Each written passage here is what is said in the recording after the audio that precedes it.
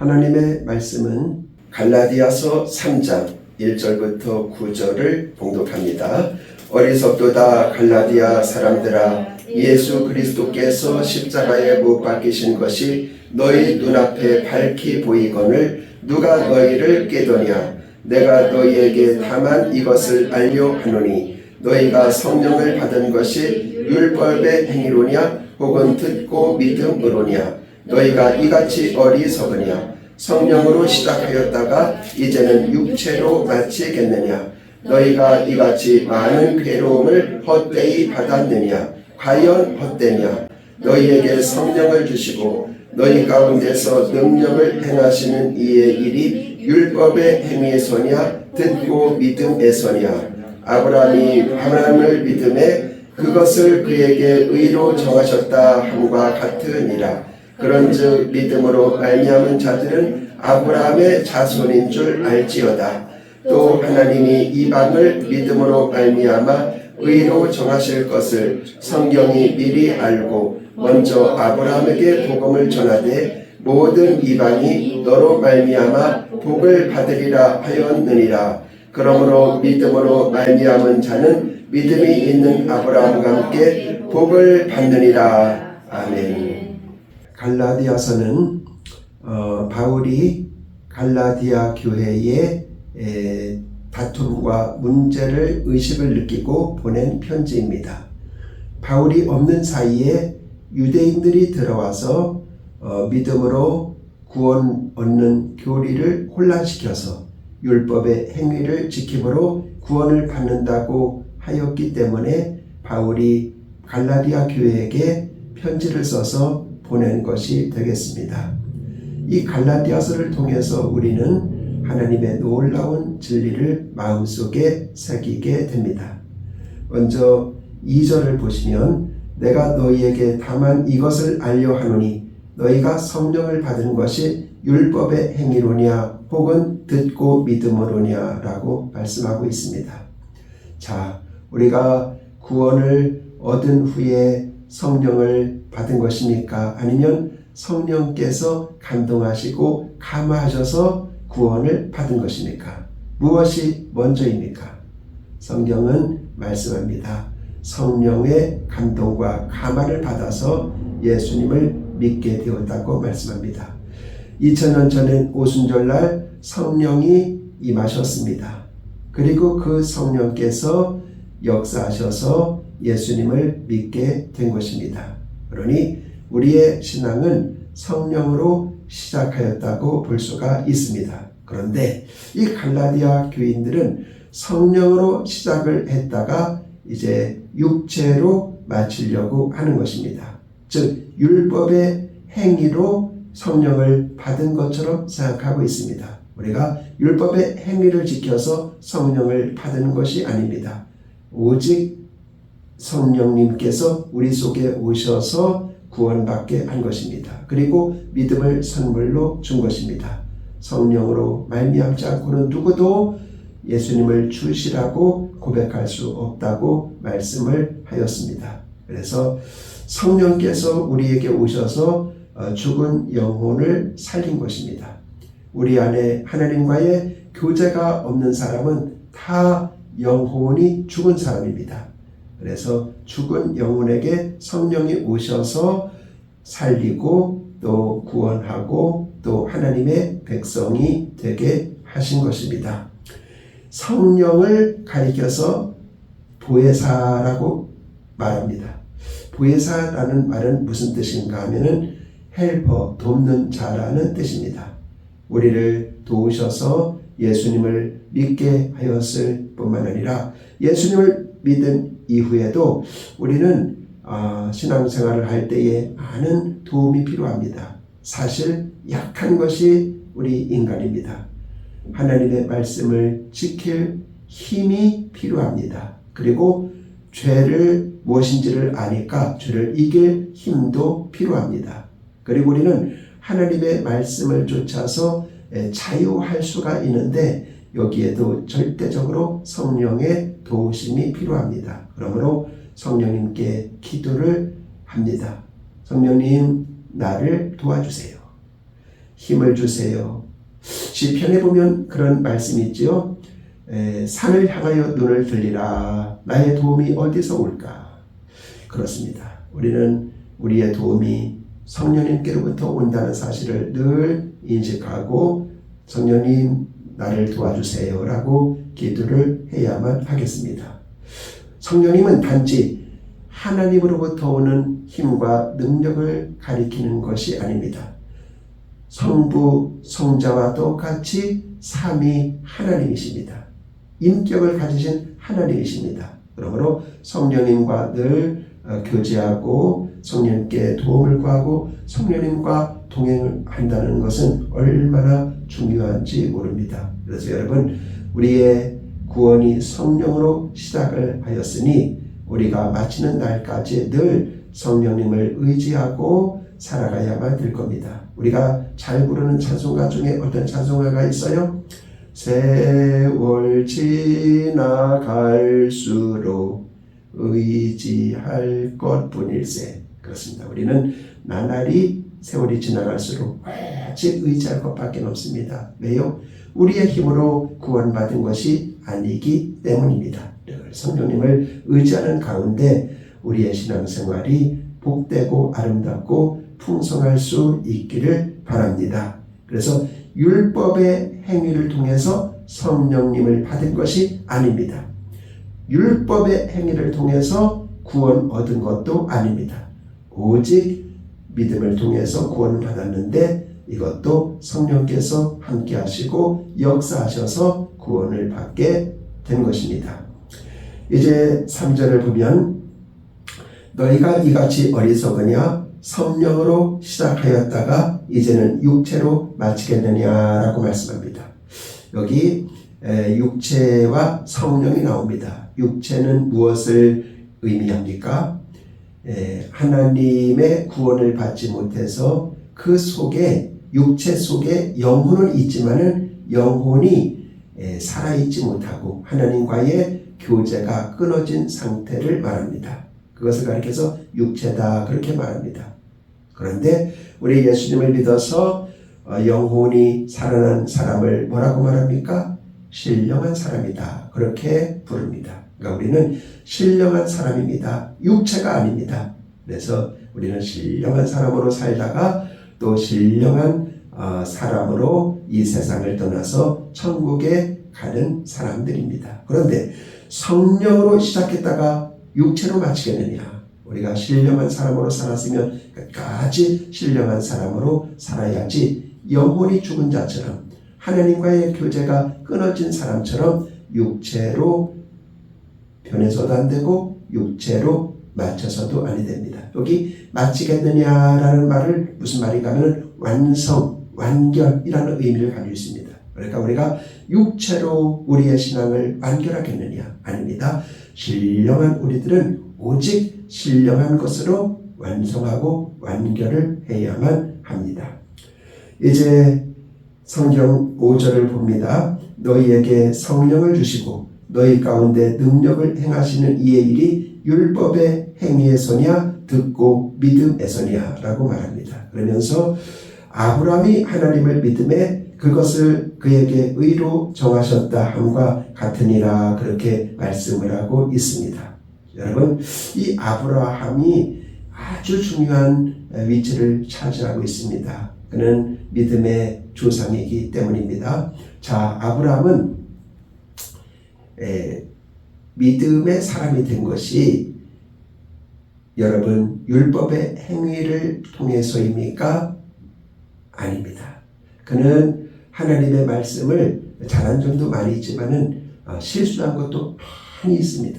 우리가 가히 실수하지 않을 것도 아브라함은 많은 실수를 했습니다. 가령 아브라함이 자녀를 낳지 못하자 첩을 얻었습니다. 하갈을 통해서 이스마엘을 낳았는데 지금까지 얼마나 많은 문제를 가지고 있는지 모릅니다.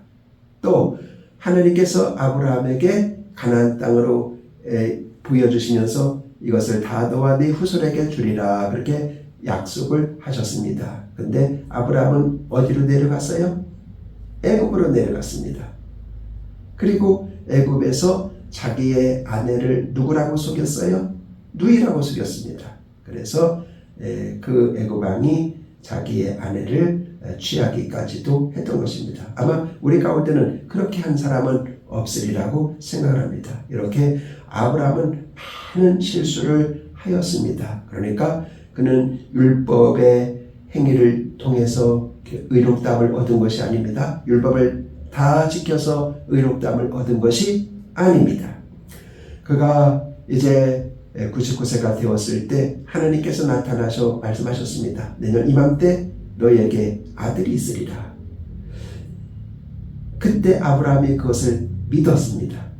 하나님은 불꽃 같은 눈동자로 우리의 마음속까지 다 아시는 분입니다.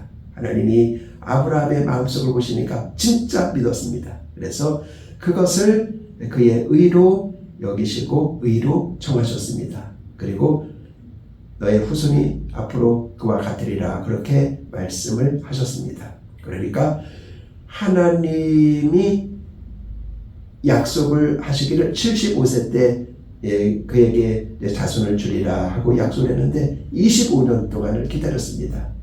그리고 이제 나타나셔서 내년에 너에게 아들이 있으리라 그렇게 말씀했는데 아브라함은 의심하지 않고 그것을 진심으로 그리고 굳게 믿었습니다.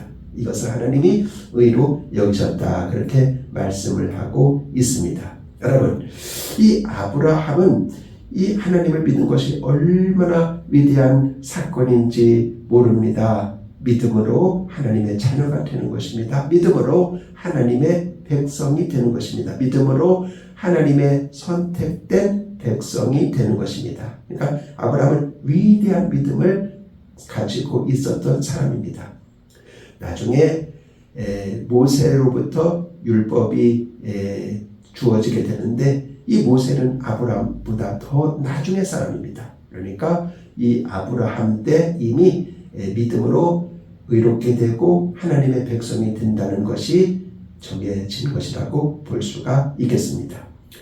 이제 7절을 봅니다. 그런즉 믿음으로 말미암은 자들은 아브라함의 자손인 줄 알지어다 라고 말씀했습니다. 이 아브라함의 자손이라는 것이 왜 이렇게 중요합니까?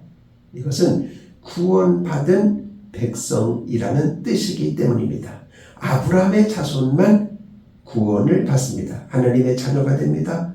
선택된 하늘나라의 시민이 되는 것입니다. 그래서 아브라함의 자손이라는 이 개념이 굉장히 중요한데, 그런데 어떤 자들이 아브라함의 자손이냐 하면은 혈통적으로 유대인이 아브라함의 자손이 아닙니다. 물론 혈통적으로 유대인들은 아브라함의 자손입니다만은 그러나 아브라함은 유대인의 조상만이 아닙니다. 이방인의 조상도 됩니다. 왜요? 아브라함은 자녀를 낳기 전에 갈대아 우르에서 살았습니다. 이방인으로 살았습니다. 그러므로 이방인의 조상도 되고 또 유대인들의 조상도 되는 것입니다. 그러니까 모든 이방인들과 유대인들의 믿음의 조상이 되는 것입니다. 그 아브라함이 율법이 있기 훨씬 이전에 믿음으로 의롭다함을 얻었습니다. 그래서 예수님을 믿는 모든 사람들은 다 아브라함의 자손이 돼서 아브라함이 받은 복을 받게 되는 것입니다. 아브라함이 어떤 복을 받았습니까? 하나님께서 아브라함에게 말씀하신 것이 그대로 다 이루어지는 복을 받았습니다. 하나님이 아브라함에게 언약하신 것이 다 이루어지는 복을 받았습니다. 아마 하나님께서 아브라함에게 말씀하신 것 중에서 이루어지지 않은 것이 하나도 없습니다. 다 이루어졌습니다. 하나님은 아브라함을 불러서 뭐라고 말씀하셨습니까? 아브라함에게 내가 너로 큰 민족을 이루고 그리고 천하 만민이 너를 통해서 복을 받고 그리고 너는 복이 될지라 그렇게 말했습니다. 그리고 또 하나님은 아브라함에게 너를 축복하는 자에게는 내가 축복하고 너를 저주하는 자에게는 내가 저주하리니 천하 만민이 다 너를 통해서 복을 받으리라 그렇게 말씀했어요. 이 말이 무슨 말입니까? 너에게 잘해주는 자는 나도 잘해주고 너에게 잘해주지 못하는 자는 나도 잘해주지 않겠다는 말씀입니다. 이렇게 복의 통로로 귀한 은혜를 받게 되었습니다.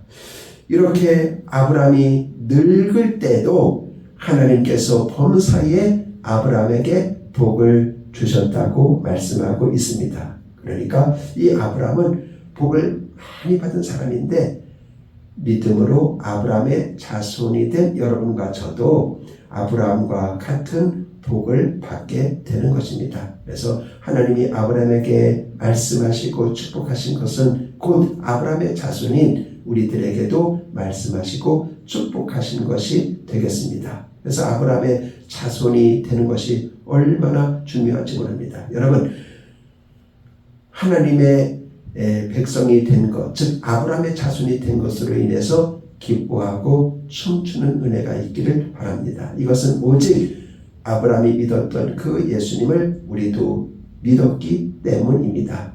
예수님을 믿는 것을 보시고 하나님은 우리에게 복을 주시는 것입니다. 한 번은 예수님께서 제자들에게 물었습니다. 너희는 나를 누구라 하느냐? 그래 물었어요. 그때 용기 있는 베드로가 먼저 대답을 합니다. 주님은 그리스도시요 살아계신 하나님의 아들입니다. 예수님이 얼마나 기쁘셨던지 바요나 시몬아 네가 복이 있다 말씀을 하셨습니다. 오늘 우리들도 그런 신앙 고백을 똑같이 합니다. 예수님은 메시아이십니다. 그리스도이십니다. 하나님의 독생자요 외아들입니다. 이렇게 고백을 하는 우리들에게 예수님께서 말씀하십니다. 내게 복이 있다. 그러므로 우리는 자신을 볼 때 어떻게 생각해요? 나는 복이 있는 사람이다. 이렇게 생각을 해야 됩니다. 이것이 바로 십자가 신앙입니다. 십자가가 무엇입니까? 십자가를 볼 때마다 우리는 내가 얼마나 큰 죄인인가 하는 것을 생각해야 돼. 내가 얼마나 큰 죄인이었는가. 이 십자가에서 죽을 만큼 나는 큰 죄인이었다. 이 사실을 생각할 때 우리는 결코 교만할 수 없습니다. 겸손할 수밖에 없습니다. 나는 십자가에서 죽을 만큼 큰 죄인이었다. 라는 사실을 늘 생각을 해야만 하겠습니다. 또 십자가를 바라볼 때 우리는 그 큰 사랑을 생각하게 됩니다. 예수님께서 죽어서 나를 구원하셨는데 이것은 놀라운 영원한 변함없는 하나님의 사랑입니다. 그래서 십자가에서 죽을 만큼 나는 사랑을 많이 받은 자입니다. 나를 구원한 만큼. 이렇게 생각하면 어떨까요? 이제 큰 수영장이 있습니다. 거기에 내가 붕덩 들어갑니다. 그러면 내가 들어간 만큼 뭐예요? 물은 튀어오르게 되어 있습니다. 그러니까 내가 소중하다는 그 말이죠. 내가 얼마큼 소중하냐? 십자가만큼 소중합니다. 십자가의 그 값어치를 우리는 가지고 있는 것입니다. 이렇게 자기 자신을 십자가의 사랑으로 생각하고 소중하게 여기는 그 사람이 하나님 앞에 영광을 돌릴 수 있고 찬미를 돌릴 수가 있는 것입니다. 하나님께 영광 돌린다는 말은 무슨 말입니까? 하나님께서 나를 이렇게 소중한 존재로 만드셨으니까, 나에게 그 큰 사랑을 주셨으니까 하나님 감사합니다. 하나님 찬양합니다. 하나님 경배합니다. 라는 뜻입니다. 그래서 요한계시록에 보면 천국에 가는 성도들이 그 머리에서 멸관을 벗어가지고 하나님 전에 다 올려놓습니다. 왜요? 모든 영광은 다 하나님만 받으세요. 내가 구원받은 것은 전적인 하나님의 은혜입니다. 내가 천국 온 것은 전적인 하나님의 은혜입니다. 이런 뜻으로 모든 면류관을 벗어서 하나님의 전에 올리는 것을 보게 됩니다. 오늘 우리들에게 이 큰 은혜를 주신 하나님께 감사하면서 우리는 전적인 하나님의 구원, 이 구원에 감사하며 감격하며 살아가야 하겠습니다. 기도하겠습니다. 살아계신 하나님 아버지, 예수님의 십자가 사건을 통해서 성령의 감화감동으로 우리를 구원해 주심을 감사합니다. 이제 이 십자가의 구속의 은혜를 길이 생각하면서 성령을 더욱더 의지하면서 우리의 삶에 하나님의 아름다운 향기를 풍기면서 살아갈 수 있도록 은혜 베풀어 주옵소서. 예수님의 이름으로 기도드립니다. 아멘.